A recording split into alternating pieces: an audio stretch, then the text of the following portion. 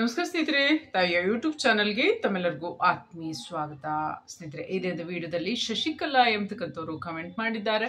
ಅವರ ಕಮೆಂಟ್ ವಿಚಾರ ಈ ರೀತಿಯಾಗಿದೆ: ರುದ್ರಾಕ್ಷಿಯ ಉಪಯೋಗ ತಿಳಿಸಿ, ಯಾವ್ಯಾವ ಕಾರಣಕ್ಕೆ ಧಾರಣೆಯನ್ನ ಮಾಡ್ಬೋದು ಅದ್ರ ಬಗ್ಗೆ ತಿಳಿಸ್ಕೊಡಿ ಅಂತೇಳಿ. ಅಂದ್ರೆ ರುದ್ರಾಕ್ಷಿಯನ್ನ ಧಾರಣೆಯನ್ನ ಯಾರು ಯಾವಾಗ ಯಾಕೆ ಧಾರಣೆ ಮಾಡ್ಬೋದು ಮತ್ತು ಅದರಿಂದ ಆಗ್ತಕ್ಕಂಥ ಉಪಯೋಗಗಳ ಬಗ್ಗೆ ಮಾಹಿತಿಯನ್ನು ಕೊಡಿ ಎಂಬತಕ್ಕಂಥದ್ದಾಗಿದೆ. ಇದ್ರ ಬಗ್ಗೆ ವಿಡಿಯೋದಲ್ಲಿ ತಿಳಿಯೋಣ. ಯಾಕೆಂದ್ರೆ ಸಾಕಷ್ಟು ಜನ ರುದ್ರಾಕ್ಷಿಯನ್ನ ಧಾರಣೆ ಮಾಡ್ತಾರೆ. ಅದರಲ್ಲಿ ವಿಶೇಷವಾಗಿ ಧ್ಯಾನಾಭ್ಯಾಸವನ್ನು ಮಾಡುವವರು, ಭಕ್ತಿ ಆಚರಣೆಯನ್ನು ಮಾಡುವವರು, ಸಾಧು ಸಂತರು ಇತ್ಯಾದಿಯವರು ಆ ಒಂದು ಆ ರುದ್ರಾಕ್ಷಿ ಮಾಲೆಯನ್ನ ಧಾರಣೆ ಮಾಡ್ತಕ್ಕಂಥದ್ದು, ಅಂದ್ರೆ ಧರಿಸಿಕೊಳ್ತಕ್ಕಂಥದ್ದನ್ನ ನೀವು ನೋಡಿರ್ತೀರಿ.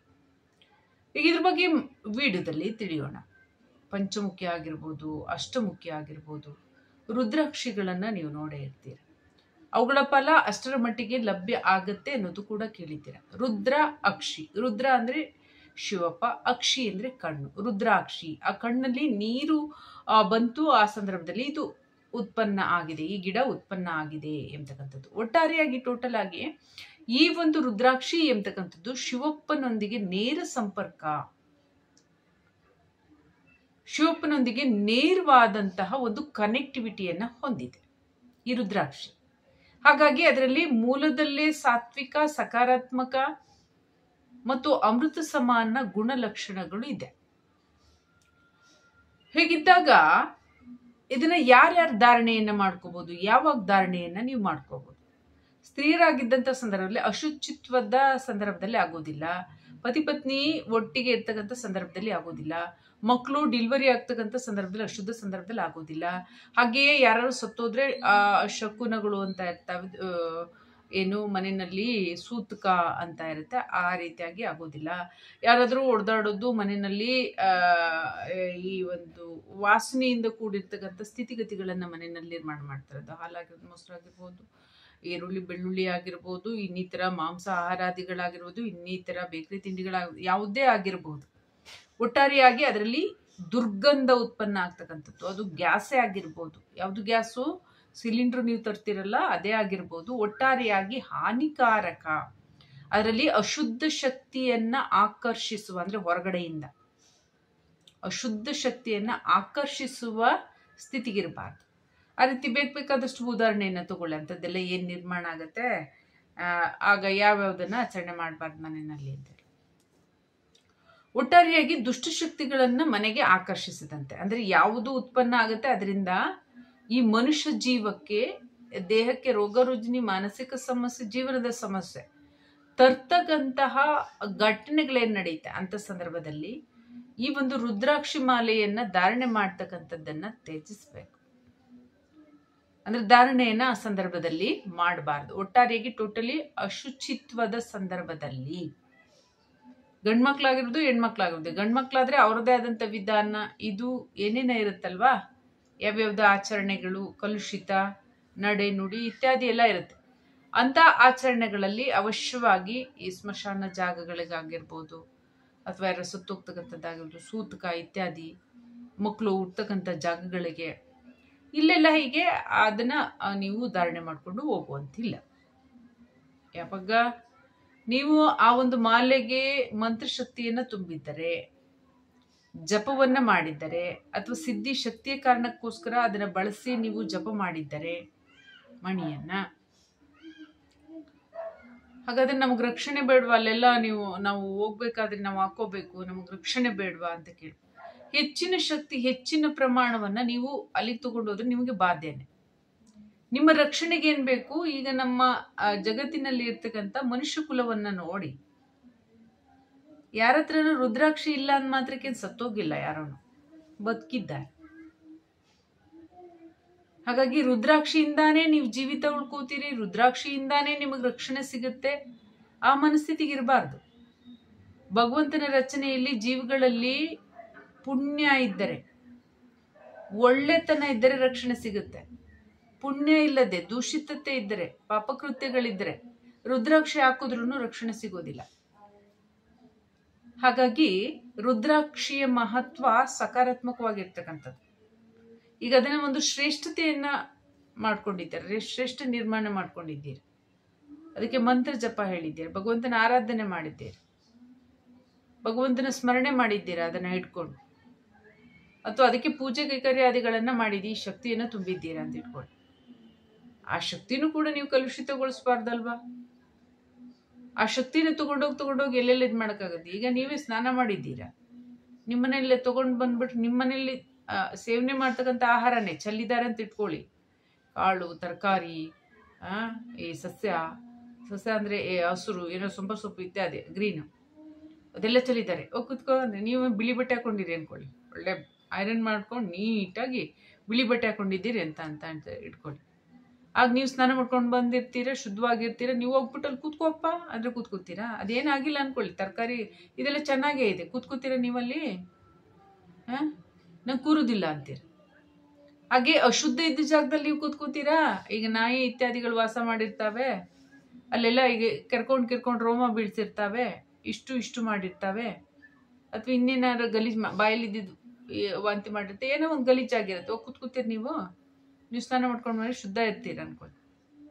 ಇಲ್ಲಿ ಯಾಕೆ ವಿಷನ್ ಅಂತ ತಗೊಂಡೆ ಅಂದ್ರೆ ಸಕಾರಾತ್ಮಕ ಶಕ್ತಿ ಆಗಿರುತ್ತೆ. ಹಾಗಾಗಿ ಅವರಿಗೆ ನೀವು ಅಲ್ಲಿ ಆ ರೀತಿಯಾಗಿ ತಗೋ ಹೋಗೋದ್ರಿಂದ ಅದು ಅಪಮಾನ. ನೀವು ಧಾರ್ಮಿಕವಾಗಿದ್ರೆ ಅಂತ ಸಂದರ್ಭಗಳಿಗೆ ನೀವು ಅಲ್ಲಿಗೆ ಹೋಗೋದು ಮಾಡೋದು ಬರೋದೇ ಇಲ್ಲ. ಆ ಥರದ್ದೆಲ್ಲ ಕೂಡ ಅವಕಾಶಗಳೇ ಲಭ್ಯ ಆಗೋದಿಲ್ಲ ನಿಮ್ಗೆ. ಯಾವ್ದಾದ್ರು ಇದ್ರೆ ಆ ರೀತಿಯಾಗಿ ತಪ್ಪಿ ಹೋಗ್ತಾ ಅಂತ ಪರಿಸ್ಥಿತಿಗೆ ನಾವು ಹೋಗ್ಲೇಬೇಕಾಗತ್ತೆ. ಅಂದ್ರೆ ಇಲ್ಲಿ ತಿಳಿಯಿರಿ, ಲೋಕದ ಒಂದು ಭಗವಂತನ ಕಾರ್ಯವೈಖರಿ. ಯಾವ ಜೀವ ಧಾರ್ಮಿಕವಾಗಿರುತ್ತೆ, ಯಾವ ಜೀವ ಒಳ್ಳೇದಾಗಿರುತ್ತೆ, ಸಕಾರಾತ್ಮಕವಾಗಿರುತ್ತೆ, ಅದಕ್ಕಂತ ಪರಿಸ್ಥಿತಿ ಬರೋದೇ ಇಲ್ಲ. ಒಂದು ವೇಳೆ ನಿಮ್ಗೆ ಲೋಕಜ್ಞಾನಕ್ಕಾಗಿ, ಗುಪ್ತ ವಿದ್ಯೆಗಾಗಿ, ಅಥವಾ ಜೀವನದ ಅನುಭವಕ್ಕಾಗಿ ನಿಮಗೆ ಘಟನೆಗಳು ಆ ರೀತಿಯಾಗಿ ನಡಿಬಹುದಷ್ಟೇ. ಅದನ್ನ ಹೊರತಾಗಿ ನೀವು ಧಾರ್ಮಿಕವಾಗಿದ್ರೆ, ಸಕಾರಾತ್ಮಕವಾಗಿದ್ರೆ ಆ ರೀತಿಯಾದಂಥ ಸಂದರ್ಭಗಳು, ನೀವು ಮಂತ್ರ ಜಪ ತಪ ಇತ್ಯಾದಿಗಳನ್ನ ಮಾಡ್ತಿದ್ರೆ, ಈಗಲೇ ಲೋಕದಲ್ಲಿ ಬದುಕಿದ್ದಾರೆ, ಜೀವಿತ ಇದ್ದಾರೆ, ಅವ್ರನ್ನ ಬೇಕಾದ್ರೆ ನೋಡಿ, ನೀವು ಉದಾಹರಣೆ ತಗೊಳ್ಳಿ. ಅವ್ರ ಜೀವಿತ ಇದ್ದಾರಲ್ಲ, ಅವ್ರನ್ನ ಉದಾಹರಣೆ ತಗೊಳ್ಳಿ. ಅವರಿಗಂತ ಸಂದರ್ಭ ನಿರ್ಮಾಣ ಆಗೋದೇ ಇಲ್ಲ. ಯಾವಾಗ ಒಬ್ಬ ಮನುಷ್ಯನ ಸಂಪರ್ಕಕ್ಕೆ, ವಿಷಯಗಳ ಸಂಪರ್ಕಕ್ಕೆ, ಕಾರ್ಯಗಳ ಸಂಪರ್ಕಕ್ಕೆ ನೀವು ತೊಡಗುತ್ತೀರೋ ಆಗಲೇ ಕರ್ಮಗಳು ಉತ್ಪನ್ನ ಆಗೋದು, ಕಾರ್ಯಗಳು ಘಟನೆ ನಡೆಯೋದು. ನೀವೇ ನಿಮ್ಮ ದೈವಿಕ ಶಕ್ತಿ ಆಚರಣೆಯಲ್ಲಿ ಇರ್ತಕ್ಕಂಥ ಸಮಯದಲ್ಲೆಲ್ಲ ಕಳೆದಿರ್ತೀರಿ ಅಂದಮೇಲೆ ಯಾರ ಜೊತೆಗೆ ಮಾತು ಆಗಿರೋದಿಲ್ಲ, ವಿಚಾರ ಆಗೋದಿಲ್ಲ, ಕಾರ್ಯಗಳಾಗಿರೋದಿಲ್ಲ, ಕರ್ಮಗಳಾಗಿರೋದಿಲ್ಲ. ನಿಮ್ಗಂತ ಸಂದರ್ಭ ಯಾಕೆ ಬರುತ್ತೆ? ಈಗ ದೂಷಿತ ಸ್ಥಳಗಳಿಗೆ ಹೋಗ್ಬೇಕು, ಹಾಗೋಗ್ಬೇಕು, ಈಗ ಅಂತ ಸಂದರ್ಭ ಯಾವಾಗ ಬರುತ್ತೆ? ಅದೇನಾದ್ರೂ ನೀವು ಕಲಿಯುವುದಿದ್ದರೆ, ನಿಮಗೆ ಗುಪ್ತ ವಿದ್ಯೆ ಯೋಗ ಇದ್ದರೆ, ಅಥವಾ ನಿಮಗೆ ಜಗತ್ತಿನ ಜೀವನದ ಅನುಭವವನ್ನು ಕೊಡೋದಿದ್ರೆ ಅಂತ ಸಂದರ್ಭಕ್ಕೆ ಮಾತ್ರ ನಿರ್ಮಾಣ ಆಗತ್ತೆ. ಅದ್ರ ಹೊರತಾಗಿ ನಿಮಗೆ ಸಮಸ್ಯೆ ಬರ್ಲಿಕ್ಕೆ ಸಾಧ್ಯನೇ ಇಲ್ಲ, ಅಸಾಧ್ಯ. ಯಾರು ಯಾವ ಕರ್ಮ ಮಾಡ್ತಾರೆ ಅದಕ್ಕೆ ತಕ್ಕ ಫಲ ಅಂತ ನೀವು ಕೇಳಿದ್ದೀರಲ್ವಾ? ಈಗ ನೀವು ಮಾಡ್ತಾ ಇರೋದು ಸಾತ್ವಿಕ, ನಿಮ್ಗೆ ಯಾಕೆ ಹಾನಿಕಾರಕ ಸಿಗತ್ತೆ? ಹಾಗಾಗಿ ನಾನು ನನ್ನ ರಕ್ಷಣೆಗೋಸ್ಕರ ನಾನು ಇದನ್ನ ಎಲ್ ಬೇಕಲ್ಲಿ ಧಾರಣೆ ಮಾಡುವಂತಿಲ್ವಾ ಅಂತ ನೀವು ಕೇಳ್ಬೋದು. ಎಲ್ ಬೇಕಂತ ಧಾರಣೆ ಮಾಡುವಂತಿಲ್ಲ. ನೀವು ಶುದ್ಧ ಜಾಗಗಳಲ್ಲಿ, ಸಕಾರಾತ್ಮಕ ಕಾರ್ಯಗಳನ್ನು ಮಾಡುವ ಜಾಗಗಳಲ್ಲಿ ಧಾರಣೆ ಮಾಡ್ಲಿಕ್ಕೆ ಅವಕಾಶ ಇರುತ್ತೆ. ಅಂತ ಸಂದರ್ಭದಲ್ಲಿ ನೀವು ಗಮನಿಸಿ, ಎಲ್ಲಿ ಪುಣ್ಯ ಇರುತ್ತೋ ಇಡೀ ಜಗತ್ತು ಭಗವಂತನದ್ದು, ಇಡೀ ಜೀವಗಳೆಲ್ಲ ಭಗವಂತನದ್ದು, ಎಲ್ಲ ಜೀವಗಳು ನಡೆಯೋದು ಭಗವಂತನ ಆಶ್ರಯದಂತೆ, ಮಾರ್ಗದರ್ಶನದಂತೆ, ಸಂಕಲ್ಪದಂತೆ. ಅವು ಸ್ವಯಂ ಆಯ್ಕೆ ಮಾಡ್ಕೋತಾವೆ ಅಷ್ಟೇ. ಒಳ್ಳೇದ್ ಮಾಡಿದ್ರೆ ಒಳ್ಳೆ ಫಲ, ಕೆಟ್ಟದ್ ಮಾಡಿದ್ರೆ ಕೆಟ್ಟ ಫಲ, ಅವೇ ಅನುಭವಿಸ್ತಾವೆ. ಆಯ್ಕೆ ಮಾಡ್ಕೊಳ್ಳೋದು ಅವೇನೆ. ಅದ್ರ ವಿಷಯಗಳು ಕೊಡೋದು ಭಗವಂತಾನೆ. ಆಯ್ಕೆ ಮಾಡ್ಕೊಳ್ಳೋದು ಸ್ವಯಂ ಅವೇನೆ. ಹಾಗಿದ್ದಾಗ ಯಾರು ರುದ್ರಾಕ್ಷಿ ಧಾರಣೆ ಮಾಡಿಲ್ಲ, ಏನೂ ಮಾಡಿಲ್ಲ, ಮಂತ್ರ ಜಪತಪಗಳನ್ನ ಮಾಡಿದ್ರು ಕೂಡ ಅದು ಜೀವದಲ್ಲಿ ಶಕ್ತಿಯಾಗಿ ಲೇಯರ್ಗಳ ರೂಪದಲ್ಲಿ ರಚನೆ ಆಗಿರುತ್ತೆ. ಮನುಷ್ಯ ಸದಾಕಾಲ ತಪಸ್ಸು ಮಾಡಿರ್ತಕ್ಕಂಥ ಏನು ಮಣಿಗಳಾಗಿರಬಹುದು, ರುದ್ರಾಕ್ಷಿ ಆಗಿರಬಹುದು, ಇನ್ನಿತರ ಬೇರೆ ಸಾಧನಗಳಾಗಿರ್ಬೋದು, ಅದನ್ನ ತಗೊಂಡ್ಕೊಂಡೇ ಹೋಗಕ್ಕಾಗೋಲ್ಲ ಮನುಷ್ಯ ಮಂತ್ರ ಪಠನೆ ಮಾಡಿರೋ ಕಾರಣದಿಂದ ಏನಾಗುತ್ತೆ, ಅವನಲ್ಲಿ ಅಭಮಂಡಲದಲ್ಲಿ, ಅವರ ಮಂಡಲದಲ್ಲಿ ಸಕಾರಾತ್ಮಕತೆ ರಚನೆ ಆಗೋಗ್ಬಿಟ್ಟಿರುತ್ತೆ. ಈಗ ನೀವೇನು ಓದ್ತೀರಾ ಟೈಮಿಗೆ ಓದಿದ್ದೀರಾ ಅಂತಾನೆ ಅರ್ಥ. ಅದು ನೀವು ನೆನ್ಪಿಟ್ಕೊಂಡು ಓದಿದ್ರೆ ನಿಮ್ಮ ಮೈಂಡಲ್ಲಿ ಸ್ಕೆಚ್ ಆಗ್ಬಿಡುತ್ತೆ. ಹಾಗಂದ್ ಮಾತ್ರಕ್ಕೆ ನಾನು ಓದಿದ್ದೆ ಅನ್ನೋದಕ್ಕೆ ಪುಸ್ತಕ, ಅದು ವಿಡಿಯೋನೇ ಬೇಕಾ ನಿಮ್ಗೆ? ನೀವು ಓದ್ತಾ ಇದ್ರಿ ಅನ್ನೋದಕ್ಕೆ ಅಲ್ವಾ? ನಿಮ್ಮ ಮೈಂಡಲ್ಲಿ ಅದು ಬರ್ಕೊಬಿಟ್ಟಿದೆಯಲ್ಲ, ಅದು ಅಳಿಸ್ಲಿಕ್ಕಾಗೋದಿಲ್ಲ. ಅದೇ ರೀತಿಯಾಗಿ ರುದ್ರಾಕ್ಷಿಯನ್ನ ನೀವು ಆ ಜಾಗಕ್ಕೆ ನಾವು ಹಾಕೋಬೇಕು, ಇದು ನಮ್ಮ ರಕ್ಷಣೆಗೆ ಬೇಕು, ಆ ಥರ ಭ್ರಮೆಗೆ ಹೋಗ್ಬೇಡಿ. ಭಗವಂತ ಎಲ್ಲ ಕಡೆ ಇದ್ದಾನೆ, ಎಲ್ಲ ಕಡೆ ರಕ್ಷಣೆ ಮಾಡ್ತಾನೆ. ಒಳಿತಿದ್ರೆ ಒಳ್ಳೆತನ ಇದ್ರೆ 100% ರಕ್ಷಣೆ ಆಗುತ್ತೆ. ಆದರೆ ರುದ್ರಾಕ್ಷಿಯನ್ನ ನೀವು ಯಾವಾಗ, ಯಾಕೆ, ಯಾವ ಕಾರಣಕ್ಕೆ ಧಾರಣೆ ಮಾಡ್ಕೋಬಹುದು ಅಂದ್ರೆ, ನೀವು ದೈವಿಕ ಆಚರಣೆಯನ್ನ ಮಾಡ್ತಾ ಇದ್ದು ದುಷ್ಟಶಕ್ತಿಗಳ ಹಾವಳಿಗೆ ಏನಾದ್ರು ತುತ್ತಾಗ್ತಕ್ಕಂಥದ್ದಿದ್ರೆ ಅಂತ ಸಂದರ್ಭದಲ್ಲಿ ಕಾರ್ಯವಿಧಾನಗಳನ್ನ ಭಗವಂತ ಏನು ಸಕಾರಾತ್ಮಕತೆ ಇರ್ತಾರೆ ಅಂದ ಮಾತ್ರಕ್ಕೆ ಅವ್ರನ್ನ ಮನೆಯಲ್ಲಿ ಏನು ಕೂರ್ಸಿರೋದಿಲ್ಲ. ಅವರನ್ನೇ ಮುಖ್ಯ ಉದ್ದೇಶ ಕಾರ್ಯಗಳಿಗೆ ವಿನಿಯೋಗಿಸಿರ್ತಾರಂತ ಸಂದರ್ಭದಲ್ಲಿ ಮನುಷ್ಯ ಎಲ್ಲಿ ಬೇಕಲ್ಲಿ ತಿರ್ಗಾಡ್ಬೇಕಾಗುತ್ತೆ, ಎಲ್ಲಿ ಬೇಕಾರಲ್ಲಿ ಕಾರ್ಯ ಮಾಡ್ಬೇಕಾಗತ್ತೆ. ಶ್ರೀಕೃಷ್ಣ ಪರಮಾತ್ಮ ಹೇಳುತ್ತೆ, ಭೀಷ್ಮಾಚಾರ್ಯರಿಗೆ ಹೇಳುತ್ತೆ, ಏ ಭಗವಂತ, ನನ್ನನ್ನು ಸಂಹಾರ ಮಾಡ್ತೀನಿ ಅಂತ ಹೇಳ್ತೀಯಲ್ಲಪ್ಪ ನೀನು. ನಾನು ಒಬ್ರಿಗೆ ಅನ್ಯಾಯ ಮಾಡಿಲ್ಲ, ಮೋಸ ಮಾಡಿಲ್ಲ, ಒಂದು ಆಸ್ಥಾನಕ್ಕೆ ನಾನು ಆಸೆ ಪಡ್ಲಿಲ್ಲ. ನಮ್ಮಪ್ಪ 2ನೇ ಮದ್ವೆ ಆಗ್ತೀನಿ ಅಂತ ಅಂದ್ರು ಕೂಡ ಮದ್ವೆ ಆಗು ಅಂದೆ. ಆ ಸಂದರ್ಭದಲ್ಲಿ ನಾನು ಜೀವನ ಪರ್ಯಂತ ಮದ್ವೆನೇ ಆಗಲ್ಲ ಅಂತ ಹೇಳ್ಬಿಟ್ಟು ನಾನು ಸಂಕಲ್ಪ ತಗೊಂಡೆ. ನಾನು ನನ್ನ ಅಧಿಕಾರವನ್ನ ತ್ಯಜಿಸ್ದೆ, ಸಂಸಾರವನ್ನ ತ್ಯಜಿಸ್ದೆ, ಧರ್ಮಕ್ಕೋಸ್ಕರ ಕಾರ್ಯ ಮಾಡಿದೆ, ನನ್ನ ಕುಟುಂಬದ ಏಳಿಗೆಗೋಸ್ಕರ ಕಾರ್ಯವನ್ನ ಮಾಡಿದೆ. ನೀನ್ ನನ್ನನ್ನು ಸಂಹಾರ ಮಾಡ್ತೀನಿ ಅಂತ ಅಂತೀಯಲ್ಲ, ಅದ್ಯಾವ ಧರ್ಮ ಅಂತ ಕೇಳ್ತಾರೆ ಭೀಷ್ಮಾಚಾರ್ಯರು ಶ್ರೀಕೃಷ್ಣ ಪರಮಾತ್ಮನನ್ನ. ಅದಕ್ಕೆ ಶ್ರೀಕೃಷ್ಣ ಪರಮಾತ್ಮ ಹೇಳುತ್ತೆ, ಇವತ್ತಿನ ಈ ಸಂಕಟ ಬಾಧೆಗೆ ನೀನೇ ಕಾರಣ ಭೀಷ್ಮ ಅಂತ ಹೇಳುತ್ತೆ. ಇವತ್ತಿನ ಈ ಧರ್ಮ ಸಂಕಟದ ಬಾಧೆಗೆ ನೀನೇ ಕಾರಣ, ನೀನೂ ಕಾರಣ ಅಂತಿತ್ತು. ನೀನೇ ಅನ್ನೋದಿಲ್ಲ, ನೀನೂ ಕಾರಣ ಅಂದ್ರೆ ಬೇರೆ ಬೇರೆಯವ್ರ ಕಾರಣ ಇದ್ದಾರೆ ಅಂತ, ನೀನೂ ಕಾರಣ. ಅದ್ ಹೇಗೆ ಪರಮಾತ್ಮ? ಆಗ ಹೇಳ್ತಾರೆ, ನೋಡು, ಕೆಟ್ಟವರು ಅಧಿಕಾರವನ್ನ ನಡೆಸಲಿಕ್ಕೆ ನೀನು ಬಿಟ್ಟೆ, ಒಳ್ಳೆಯವರು ಅಧಿಕಾರ ನಡೆಸಿದ್ರೆ ಇಂಥ ಸಂದರ್ಭನೇ ಬರ್ತಾ ಇರಲಿಲ್ಲ. ನೀನು ನಿನ್ನ ಪಿತೃಗೋಸ್ಕರ, ಪಿತೃ ಅಂದ್ರೆ ತಂದೆಗೋಸ್ಕರ, ಅವರ 2ನೇ ಕುಟುಂಬಕ್ಕೋಸ್ಕರ, ಅವ್ರ 2ನೇ ಮದುವೆ ಆಗ್ತಾರೆ ಶಾಂತರು. ಆ ಸಂದರ್ಭದಲ್ಲಿ ನೀನ್ ಯಾಕೆ ಇದು ತಗೊಂಡೆ, ಶಪಥ ತಗೋತಾರಲ್ವಾ, ಆ ರೀತಿಯಾಗಿ ನಾನು ಮದ್ವೆನೇ ಆಗೋದಿಲ್ಲ ಜೀವನ ಪರ್ಯಂತ ಅಂತ ನೀನ್ ಯಾಕೆ ತಗೊಂಡೆ? ನಿಂಗೆ ಹೇಳ್ದವ್ರು ಯಾರು? ನೀನ್ ಸಂಸಾರ ಕಟ್ಬೇಕಾಗಿತ್ತು, ನಿನ್ನಲ್ಲಿ ಒಳ್ಳೆತನ ಇತ್ತಲ್ವಾ, ನೀನ್ ರಾಜ್ಯಭಾರ ಮಾಡ್ಬೇಕಾಗಿತ್ತು. ಇವತ್ತು ಕೌರವರು ಪಾಂಡವರು ಯಾಕೆ ಹೊಡೆದಾಡ್ತಾ ಇದ್ರು? ನೀನ್ ಕರೆಕ್ಟಾಗಿ ನಡ್ಸ್ಕೊಂಡು ಹೋಗಿದ್ರೆ ಅಲ್ವಾ? ನೀನ್ ಒಳ್ಳೆಯವನಾಗಿ ಸುಮ್ಮನಾದೆ, ಅದೇ ನಿನ್ನ ಅಪರಾಧ ಅಂತಾರೆ. ಹಾಗಾಗಿ ಒಳ್ಳೆಯವರು ಅಂತ ಕಾರ್ಯಗಳನ್ನ ಮಾಡ್ಬೇಕಾಗತ್ತೆ. ಯಾವ್ಯಾವ್ದು ರೀತಿಯಾದಂತ ಈ ಜೀವ ಜಗತ್ತಲ್ಲಿ ಕಾರ್ಯಗಳಿರ್ತಾ ಮಾಡ್ಬೇಕಾಗತ್ತೆ. ಆ ಸಂದರ್ಭದಲ್ಲಿ ದುಷ್ಟಶಕ್ತಿಗಳ ಹಾವಳಿ ಇದ್ರೆ ಆ ಸಂದರ್ಭದಲ್ಲಿ ಧಾರಣೆಯನ್ನ ನೀವು ಮಾಡ್ಕೋಬಹುದು. ಆದ್ರೆ ಅನ್ಯತಾ ಅವಶ್ಯಕತೆ ಎಲ್ಲಿರೋದಿಲ್ಲ, ಅಲ್ಲಿ ಆ ಶಕ್ತಿಗೆ ಅಪಮಾನ ಆಗತ್ತೆ ಅಥವಾ ದೂಷಿತತೆ ಆಗತ್ತೆ. ನೀವು ಅದಕ್ಕೆ ಶಕ್ತಿಯನ್ನು ಬರ್ಸ್ಕೊಂಡಿದ್ರೆ ಒಂದ್ ರೀತಿಯ ಕಲುಷಿತತೆ ಆಗತ್ತೆ, ಅದು ನಿಮಗೆ ಬಾಧೆ ಕೊಡ್ತಕ್ಕಂಥದ್ದಿರುತ್ತೆ. ಅಂತ ಜಾಗಗಳಲ್ಲಿ ಧಾರಣೆ ಮಾಡ್ಕೋಬಾರ್ದು. ಅನ್ಯತಾ ಧಾರಣೆಯನ್ನು ಮಾಡ್ಕೋದು. ಎಷ್ಟು ಜನ ಧಾರಣೆ ಮಾಡ್ಕೋಬಹುದು. ಅದರಿಂದ ಪ್ರಯೋಜನ ಏನು? ರಕ್ಷಣೆ ಸಿಗುತ್ತೆ. ದೇಹದಲ್ಲಿನ ಆರೋಗ್ಯದ ಸಮತೋಲನೆಗೆ ಕಾರಣ ಆಗುತ್ತೆ, ಮಾನಸಿಕ ಸಮತೋಲನತೆಗೆ ಕಾರಣ ಆಗುತ್ತೆ, ಜ್ಞಾನದ ಹೆಚ್ಚುವಿಕೆಗೆ ಕಾರಣ ಆಗುತ್ತೆ, ಜೀವದ ಆಯಸ್ಸಿಗೆ ಯಾವುದೇ ರೀತಿಯಾದಂಥ ಬಾಧೆ ಇರೋದಿಲ್ಲ, ಅದು ರಕ್ಷಣೆಯನ್ನ ನೀಡ್ತಾ ಇರುತ್ತೆ. ಆ ರೀತಿಯಾಗಿ ಆ ಜೀವವನ್ನು ಧಾರ್ಮಿಕತೆಯತ್ತ ಸಾಗುವಂತೆ ಮಾಡುತ್ತೆ. ಅಯಸ್ಕಾಂತ ಕಬ್ಬಿಣವನ್ನ ಆಕರ್ಷಿಸುವಂತೆ ಇದು ಸಕಾರಾತ್ಮಕತೆಯನ್ನ ಜೀವಕ್ಕೆ ಆಕರ್ಷಿಸಿ ನಡೆಸ್ತಾ ಇರುತ್ತೆ. ಶಿವಪ್ಪನ ಅನುಗ್ರಹ ಕೃಪೆ ಕೂಡ ಅವಶ್ಯವಾಗಿ ಇರುತ್ತೆ. ಹಾಗಾಗಿ ಇದನ್ನ ಯಾರ್ಯಾರು ಧಾರಣೆ ಮಾಡ್ಕೋಬಹುದು, ಹೆಣ್ಮಕ್ಳು ಗಂಡ್ಮಕ್ಳು ಎಲ್ಲ ಧಾರಣೆ ಮಾಡ್ಕೋಬಹುದು, ಏನ್ ಅಡ್ಡಿ ಇಲ್ಲ.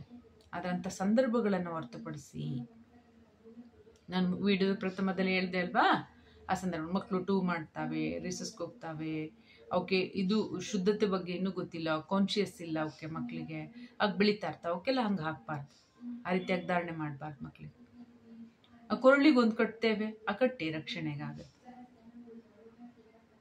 ಆದರೆ ಶುದ್ಧತೆಯ ಬಗ್ಗೆ ಅವಶ್ಯವಾಗಿ ಗಮನ ಹರಿಸಿ, ಆ ಒಂದು ಭಗವಂತನಿಗೆ ಕೃತಜ್ಞರಾಗಿರ್ತಕ್ಕಂತಹ ಭಾವ ಏನಿದೆ ಅದು ಮುಖ್ಯ ಆಗತ್ತೆ. ಹಾಗಾಗಿ ಅನ್ಯತ ಸಂದರ್ಭಗಳಲ್ಲೆಲ್ಲ ಅದನ್ನ ಧಾರಣೆಯನ್ನ ಮಾಡಬೇಡಿ, ಬದಲಿಗೆ ಇದನ್ನ ಸಕಾರಾತ್ಮಕವಾಗಿ ಬಳಸ್ಕೋಬಹುದು. ಇದೊಂದು ಶಕ್ತಿ, ನಿಮ್ಮನ್ನ ದೈವಿಕ ಶಕ್ತಿಯ ಆಕರ್ಷಣೆಗೂ ಕೂಡ ಕಾರಣ ಆಗತ್ತೆ. ಎಲ್ಲಿ ಸಕಾರಾತ್ಮಕತೆ ಇರುತ್ತೆ ಅಲ್ಲಿ ಅವ್ರ ಸೆಳೆತ ಆಗತ್ತೆ. ಈಗ ಅಯಸ್ಕಾಂತ ಕಬ್ಬಿಣ ಸೆಳೆದ ಹಾಗೆ ಏನಿಲ್ಲಿ ಸಕಾರಾತ್ಮಕತೆ ಇರುತ್ತೆ ಹಾಗೆ ದೈವಿಕ ಶಕ್ತಿಯ ಸೆಳೆತ ಆಗತ್ತೆ, ಅನುಕೂಲ ಆಗತ್ತೆ, ಶುಭತೆ ಆಗತ್ತೆ, ಜೀವ ಕಲ್ಯಾಣಕ್ಕೆ ದಾರಿ ಆಗತ್ತೆ. ಇದು ಉತ್ತಮವಾದಂಥ ಕಾರ್ಯ. ಏಕೆಂದರೆ ನಕಲಿ ಮಾರ್ಕೆಟ್ಗಳಲ್ಲಿ ನಕಲಿ ರುದ್ರಾಕ್ಷಿಯ ಹಾವಳಿ ಇದೆ. ಪಾಪ ಜನ ಏನು ಬುದ್ಧಿ ಕಲ್ತಿದ್ದಾರೆ ಲೆಕ್ಕ ಹಾಕೊಂಡು. ಇರೋದೇ ಇಷ್ಟು ಕಾಲ, ಇದರಲ್ಲೂ ಕೂಡ ನಕಲಿ ಮಾಡ್ತಾರಲ್ಲಿ. ಯಾವುದು ನಕಲಿ ಸಿಗೋದಿಲ್ಲ ಅನ್ನೋದು ಪ್ರಶ್ನೆ ಬಂದ್ಬಿಟ್ರೆ ಆ ಪ್ರತಿಯೊಂದು ಸಿಗುತ್ತೆ ನಕಲಿ ಅನ್ನೋ ಪರಿಸ್ಥಿತಿಗೆ ಆಗೋಗ್ಬಿಟ್ಟಿದೆ. ಮನುಷ್ಯ ತನ್ನನ್ನು ತಾನು ಮರೆತು ಎಷ್ಟರ ಮಟ್ಟಿಗೆ ಹಾನಿಗೊಳಗಾಗಿದ್ದಾನೆ, ಎಷ್ಟರ ಮಟ್ಟಿಗೆ ಹಣದ ಹಿಂದೆ ಓಡ್ತಾ ಇದ್ದಾನೆ ಅನ್ನೋದನ್ನು ಸ್ವಲ್ಪ ಕಲ್ಪಿಸಿ ಆಲೋಚನೆಯನ್ನು ಮಾಡಿ. ಆ ರೀತಿಯಾಗಿ ಯಾರು ನೋಡ್ತೀರಾ, ಆ ರೀತಿಯಾಗಿ ಯಾರು ಮಾಡ್ತೀರಾ, ಖಂಡಿತ ಮಾಡಬೇಡಿ. ಇದು ಅಧರ್ಮ. ಅದು ನಿಮಗೆ ಮುಳ್ಳಾಗತ್ತೆ, ನಿಮಗೆ ಹಾನಿಯಾಗತ್ತೆ. ಜೀವಗಳೆಲ್ಲ ಸತ್ಯಾತ್ಮಾನ ಸಂತಾನ ಶ್ರೀಕೃಷ್ಣ ಪರಮಾತ್ಮ ಸತ್ಯನಾರಾಯಣ ಸಂತಾನ. ಸತ್ಯ ಬಿಡಬಾರದು, ಧರ್ಮ ಬಿಡಬಾರದು. ಎಲ್ಲ ಡೂಪ್ಲಿಕೇಟ್ ಯಾಕೆ ಮಾಡ್ತೀರಾ? ಡೂಪ್ಲಿಕೇಟ್ ಯಾಕೆ ಮಾಡ್ತೀರಾ? ಅದ್ರ ಅಗತ್ಯ ಆದಿರ್ತಾನೆ ಏನಿದೆ? ಯಾರಿದ್ದಾರೆ ಜಗತ್ತಲ್ಲಿ? ನಮ್ಮ ಮನುಕುಲ ಬಿಟ್ರೆ ಯಾರಿದ್ದಾರೆ? ಯಾಕಾಗಿ ಡೂಪ್ಲಿಕೇಟ್ ಮಾಡಬೇಕು ಅಲ್ವಾ? ಸ್ವಲ್ಪ ಆಚರಣೆನ ಸ್ವಲ್ಪ ಗಮನಿಸಿದೆಲ್ಲ. ಮನುಷ್ಯ ಇಲ್ಲೇ ಯಾವಾಗಲೂ ಇರೋದಿಲ್ಲ, ಸದಾ ಸುತ್ತೋಗ್ತಾರೆ. ಇರೋವರೆಗೆ ಚೆನ್ನಾಗಿರ್ಲಿ. ಅದಕ್ಕೆ ಏನು ಬೇಕು? ಪಾಸಿಟಿವ್ ಕೊಡಿ ವಸ್ತುಗಳನ್ನು. ಅಲ್ಪ ಆಹಾರ ಸೇವನೆ ಮಾಡಿ ಆರೋಗ್ಯವಾಗಿರುತ್ತೆ. ಹೆಚ್ಚಿನ ಕಲುಷಿತ ಆಹಾರ ಸೇವನೆ ಮಾಡಿ ಯಾಕೆ ವಿಷ ಮಾಡ್ಕೋತೀರ ದೇಹನ? ಅದು ಬುದ್ಧಿ ಹಾನಿ ಮಾಡ್ಕೊಳ್ಳೋದು. ಹಣ ಸಂಪಾದನೆಗೋಸ್ಕರ ಡೂಪ್ಲಿಕೇಟ್ ಮಾಡೋದು. ದೇವರ ವಸ್ತುಗಳನ್ನು ಬಿಡೋದಿಲ್ಲ, ದೇವರ ವಸ್ತುಗಳನ್ನು ಬಿಡೋದಿಲ್ಲ. ಏನ್ ಮೋಸ! ಇದಕ್ಕೆಲ್ಲ ಬಲು ಶಿಕ್ಷೆ ಇದೆ. ಗರುಡ ಪುರಾಣ ನಿಮ್ಗೆ ಓದ್ಲಿಕ್ಕೆ ಯೋಗ್ಯತೆ ಇಲ್ದೋದ್ರು ಅಂತ ಕೆಲಸ ಮಾಡ್ತಾ ಇದ್ರೆ ಅದನ್ನ ಕೇಳಿ ಯಾವ ರೀತಿಯಾದಂಥ ಶಿಕ್ಷೆ ಇರುತ್ತೆ ಅನ್ನೋದು ಗೊತ್ತಾಗುತ್ತೆ ನಿಮ್ಗೆ. 100% ಅಲ್ಲ, 1000% ಇದೆ. ಇವತ್ತು ಬೇಕಾದ್ರೆ ನೀವು ಇಲ್ಲ ನಾನು ಅದಕ್ಕೆ ಚಾಲೆಂಜ್ ಮಾಡ್ತೀನಿ ಅಂತ ಅನ್ನೋದಾದ್ರೆ ನೀವು ಭೂಮಂಡಲದಲ್ಲಿ ಕಿವಿ ಕೊಟ್ಟು ನೋಡಿ. ಅಂಥವ್ರಿಗೆ ಅವಶ್ಯವಾಗಿ ಯಾರು ತಪ್ಪು ಮಾಡಿದ್ದಾರೆ ಅವ್ರು ಕಿರ್ಚ್ಕೊಳ್ಳೋದು, ಅವರ ರೌದ್ರ ನರ್ತನ ಇದೆಲ್ಲ ಗೊತ್ತಾಗುತ್ತೆ. ಎಲ್ಲರಿಗೂ ಸಿಗುತ್ತೆ ಈ ರೀತಿಯಾಗಿ. ಆ ರೀತಿಯಾಗಿ ನಿಮ್ಮ ಹಣೆ ಬರೆದ ಋಣದಲ್ಲಿ ಇದ್ರೆ ಸಿಗುತ್ತೆ, ಖಂಡಿತ ಸಿಗುತ್ತೆ. ಮಾತ್ರ ಖಂಡಿತ ಸಿಗುತ್ತೆ. ಮೊದಲೆಲ್ಲ ಪಾಂಡವರು ಯಾವುದೇ ಪಾಂಡವರು ಮಾತ್ರ ಅಲ್ಲ, ಐತಿಹಾಸಿಕ ಕಾರ್ಯಗಳಲ್ಲಿ ನೋಡಿ, ಎಲ್ಲೇ ಒಬ್ಬರು ರಾಜರು ದಾಳಿಯನ್ನ ಮಾಡ್ತಾರೆ ನಮ್ಮ ನಗರಕ್ಕೆ ಅನ್ನೋದಾದ್ರೆ ಮೊದಲು ಎಲ್ಲಿ ನಮ್ಮ ಈಗಿನ ಹಾಗೆ ಫೋನು ಇದೆಲ್ಲ ಇರ್ಲಿಲ್ವಲ್ಲ. ಒಂದು ಈ 3 ಕಣ್ಣಿನ ದೃಷ್ಟಿಯಿಂದ ನೋಡ್ಬೇಕಾಗಿತ್ತು ತ್ರಿಕಾಲದರ್ಶಿತ್ವದಲ್ಲಿ. ಮತ್ತೊಂದು ಭೂಮಿಗೆ ಕಿವಿ ಕೊಡೋರು, ಎಲ್ಲಿ ಯಾವ ದಿಕ್ಕಿನಿಂದ ಶಬ್ದ ಬರ್ತಾ ಇದೆ ಅಂತ. ಭೂಮಂಡಲದಲ್ಲಿ ಅಂತಂತ ಚಮತ್ಕಾರಿ ಶಕ್ತಿ ಇದೆ. ಕಿವಿಯನ್ನ ಕೊಟ್ರೆ ಇಂಥದ್ದೇ ದಿಕ್ಕಿನಿಂದ ಬರ್ತಾರೆ. ಅಶ್ವಗಳು ಡಗ ಡಗ ಡಗ ಡಗ, ಆನೆಗಳು ಗದ ಗದ ಗದ ಗದ, ಕಾಲಾಳುಗಳು ಟಮ ಟಮ ಟಮ ಟಮ ಬರೋರು. ಹಾಗಾಗಿ ಇದೇ ದಿಕ್ಕಿನಿಂದ ದಾಳಿ ಆಗ್ತಾ ಇದೆ ಅಂತ ಪತ್ತೆ ಮಾಡೋರು ಕಿವಿ ಕೊಟ್ಟು. ಅಷ್ಟು ಸೂಕ್ಷ್ಮಗ್ರಾಹಿ ಆಗಿರೋರು. ಕುಶಾಗ್ರಮತಿ ಸೂಕ್ಷ್ಮಗ್ರಾಹಿ, ಗ್ರಹಿಸ್ತಕ್ಕಂಥದ್ದು ಸೂಕ್ಷ್ಮವಾಗಿ ಅಷ್ಟು ಇದ್ರು. ಈಗಲೂ ಕೂಡ ಇದೆ ಅಂಥದ್ದೆಲ್ಲ. ಯಾರಿಗಾರ ಋಣದಲ್ಲಿದ್ದರೆ ನೀವು ಕೇಳ್ಕೊಳ್ಳಿ. ಹಾಗಾಗಿ ಬಲು ದೊಡ್ಡ ಶಿಕ್ಷೆಗಳಿದೆ ಆ ರೀತಿಯಾದಂಥ ಕುಟಿಲತೆ ಅಪಮಾನ ಮಾಡಿದರೆ. ಅಪಮಾನ ಅನ್ನೋದಕ್ಕಿಂತ ಆ ಥರದ್ದೆಲ್ಲ ದೇಹಕ್ಕೆ ದೂಷಿತ ಮಾಡೋದು, ಬುದ್ಧಿಗೆ ದೂಷಿತ ಮಾಡೋದು, ಜೀವಕ್ಕೆ ದೂಷಿತ ಮಾಡೋದು ತಪ್ಪು. ನೀವೇ ಏನು ತಗೊಳ್ದನೆ ಬರುವಾಗ ಬೆತ್ತಲೆ, ಹೋಗುವಾಗಲೂ ಬೆತ್ತಲೆ, ಮಧ್ಯದಲ್ಲಿ ಯಾಕೆ ಈ ಕತ್ತಲೆ? ಇಂಥ ಹಾನಿಯನ್ನ ಮಾಡಬೇಡಿ ಯಾರು ಮಾಡೋರು. ಬದಲಾಯಿಸ್ಕೊಳ್ಳಿ ತನ್ನಂತಾನಿಲ್ಲ. ತನ್ನ ಕಾರ್ಯ ತನಗೆ ಮೂಲ. ಉಳಿತು ಮಾಡಿದ್ರೆ ಒಳ್ಳೆ ಫಲ, ಕೆಟ್ಟದ್ದು ಮಾಡಿದ್ರೆ ಕೆಟ್ಟ ಫಲ. ಖಂಡಿತ ಗಟ್ಟಿಟ್ಟ ಬುದ್ಧಿ. ಇದನ್ನು ತಪ್ಪಿಸ್ಲಿಕ್ಕೆ ಭಗವಂತನೂ ಕೂಡ ಮಾಡಿರ್ತಕ್ಕಂಥ ನಿಯಮ ಅವರು ತಪ್ಪಿಸೋದಿಲ್ಲ. ಈ ವಿಷಯವನ್ನ ಹೇಳ್ತಾ ರುದ್ರಾಕ್ಷಿಯನ್ನು ಯಾವ್ಯಾವ ಧಾರಣೆ ಮಾಡ್ಕೋಬೋದು ನೋಡಿ. ಇದರಲ್ಲೆಲ್ಲ ಈಗ ಮಾರ್ಕೆಟಲ್ಲಿ ಸಿಗೋದೆಲ್ಲ ನಕಲಿನೇ ಸಿಗುತ್ತೆ. ಹಾಗಾಗಿ ದೈವ ಬಲ ಕೃಪೆ ಬೇಕು ಆ ರುದ್ರಾಕ್ಷಿಯನ್ನು, ಒಳ್ಳೆ ರುದ್ರಾಕ್ಷಿಯನ್ನು ಪಡೀಲಿಕ್ಕೆ ಅಂತ ಹೇಳ್ತೇವೆ. ಬಿಡು ನನಗೆ ಸುತ್ತಮುತ್ತ ಯಾರಿಗೆ ನಕಾರಾತ್ಮಕ ಸಮಸ್ಯೆ ಪಕ್ಷದಲ್ಲಿ ಮಾಟಮತ ಸಮಸ್ಯೆ ಪಕ್ಷ ದುಃಖದ ಪೌಡ್ರಿಗೆ ಆರ್ಡರ್ ಮಾಡ್ಬೋದು. ಇದು ಸ್ಮಿತ ಕ್ಲೋಸ್ ಮನೆಗೆಲ್ಲ ಆರ್ಥಿಕ ಕಾರ್ಯ ಮಾಡೋದ್ರಿಂದ ಆತ್ಮ ಸಮಸ್ಯೆಗಳ ಮುಕ್ತರಾಗಿ ತಂತ್ರ ಮತ್ತು ಬಾಧೆಗಳು ನಿವಾರಣೆ ಮಾಡ್ಬೋದು. ಲಕ್ಷ್ಮೀ ಪ್ರಾಪ್ತಿ ದುಃಖದ ಪೌಡ್ರ್ ಇದೆ. ಇದನ್ನು ಮನೆಯಲ್ಲಿ ಅಂಗಡಿಗಳು ಮುಂಗಟ್ಟುಗಳಲ್ಲಿ ಸ್ಥಳಗಳಲ್ಲಿ ಹಾಕೊಳ್ಳೋದ್ರಿಂದ ಹಣಕಾಸಿನ ಅನುಕೂಲ ಬರೋದು ಕೈಗೊಡ್ದು ಇತ್ಯಾದಿ ಕೊಡಲಭ್ಯ ಆಗುತ್ತೆ. ಹಾಗೆ ಆಯ್ಕೆ ಕೊಡಲಭ್ಯ ದೇಹ ಪ್ರತಿಗೆ ತರಗತಿ. ಫೋನ್ ನಂಬರ್ 6364205078 ನಿಮಗೆ ಕರೆ ಮಾಡಿ ಬುಕ್ ಮಾಡೋದು. ಹಸ್ತಸಾಮಂತ್ರಿಕ ಅಂಗಸಮ ಸಂಖ್ಯಾಶಾಸ್ತ್ರ, ಜ್ಯೋತಿಷಾಸ್ತ್ರ, ವಾಸ್ತುಶಾಸ್ತ್ರ ಸಂಬಂಧಪಟ್ಟಂತೆ ಯಂತ್ರ ಮಂತ್ರದಂತೆ ಸಂಬಂಧ ಸಂಬಂಧಪಡುತ್ತೆ, ಧ್ಯಾನ ಕುಂಡಲಿ ಶಕ್ತಿ ಜಾಗ ಸಂಬಂಧಪಡುತ್ತೆ, ಕಾನೂನು ಅಥವಾ ವಿಷಯಗಳಿಗೆ ಸಂಬಂಧಪಟ್ಟ ಸಮಸ್ಯೆಗಳಿದೆ ಕನ್ಸಲ್ಟೇಷನ್ ತೊಗೊಂಡು ಮಾತನಾಡ್ಬೋದು. ಎಲ್ಲಿವರೆಗೆ ಈ ರೀತಿಯಾದಂಥ ಅವಕಾಶ ಇರುತ್ತೆ ಅಲ್ಲಿವರೆಗೆ ಕನ್ಸಲ್ಟೇಷನ್ ತೊಗೊಂಡು ಕರೆ ಮಾಡಿ ಮಾತನಾಡ್ಬೋದು. ಮತ್ತು ಹಸ್ತ ಸಾಮುದ್ರಿಕ ಪರಿಶೀಲನೆ ಇತ್ಯಾದಿಗಳ ಪರಿಶೀಲನೆಯನ್ನು ಮಾಡಿಸ್ಕೊಂಡು ಸೂಕ್ತ ಪರಿಹಾರ ಮಾರ್ಗದರ್ಶನದ ಬಗ್ಗೆ ಅವಕಾಶ ಇರುವವರೆಗೂ ತಿಳಿಯಬಹುದು. ಮುಂದಿನ ವಿಡಿಯೋದಲ್ಲಿ ಭೇಟಿಯಾಗೋಣ. ವಿಡಿಯೋ ಇಷ್ಟ ಲೈಕ್ ಮಾಡಿ, ಶೇರ್ ಮಾಡಿ, ಕಮೆಂಟ್ ಮಾಡಿ, ಚಾನಲ್ನ ಸಬ್ಸ್ಕ್ರೈಬ್ ಮಾಡ್ಕೊಳ್ಳಿ ಅಂತ ಹೇಳ್ತೀವಿ. ವಿಡಿಯೋ ನಾನು ಮುಂದಿನ ವಿಡಿಯೋದಲ್ಲಿ ಭೇಟಿ.